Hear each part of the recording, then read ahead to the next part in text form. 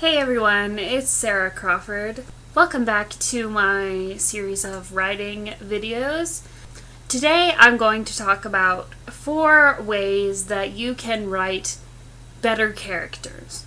These are going to be suggestions that will help you to write 3-dimensional characters, more realistic characters, more developed characters, characters that don't feel like stereotypes, characters that feel like real people that your readers will be able to relate to, or at least understand in a better way and connect with, or maybe just, entertain them and keep their interest. The first thing you want to do is to know your character's strengths and weaknesses. Now, if you think about real people, nobody is perfect. Everyone has character flaws.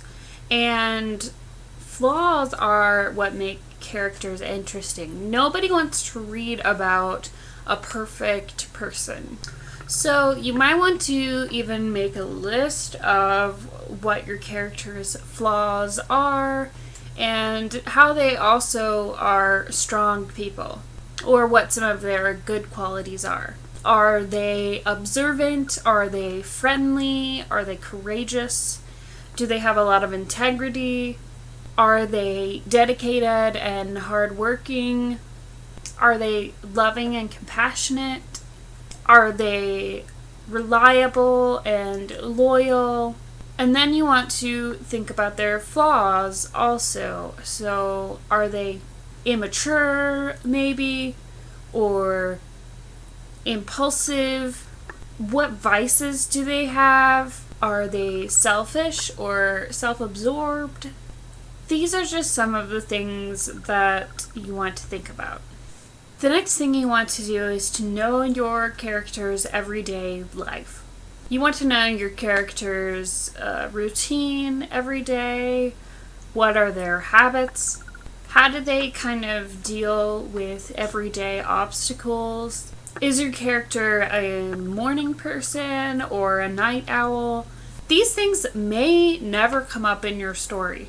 But if you know, for example, that your character flies off the handle anytime there's traffic or a minor everyday obstacle, then you might know how they will react in another situation with more conflict that might actually occur in your story.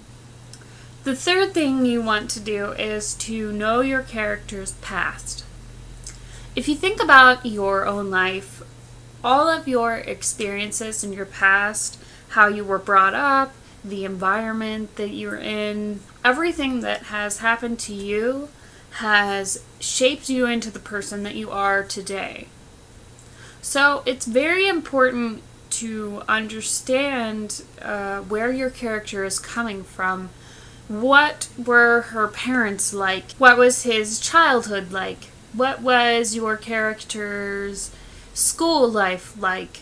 Did he have a lot of friends growing up? Was she kind of a loner? Was there anything traumatic that happened in your character's past? If your character's older, has he or she already been through heartbreak or significant loss? If you know your character's backstory in detail, then you will know more about your character and you'll know more about how they would react in certain situations, which will help you in your story. It will also help you to create a more authentic person who is well-rounded and believable. I actually did a blog post a while ago on getting to know your characters, and in it I include something from this book, The Art of Dramatic Writing by Lajos Egri.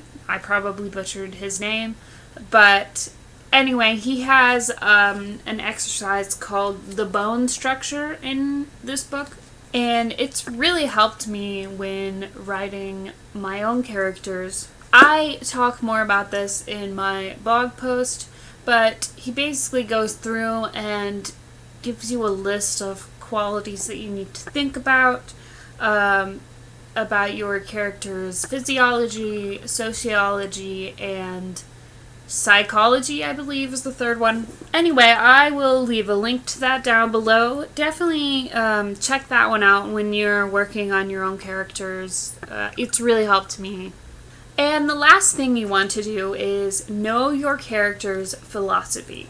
So you want to know what your character believes about life. Is she an optimist or a pessimist? Is she more realistic and grounded? Does she spend a lot of her time daydreaming? Is she political? Is she religious?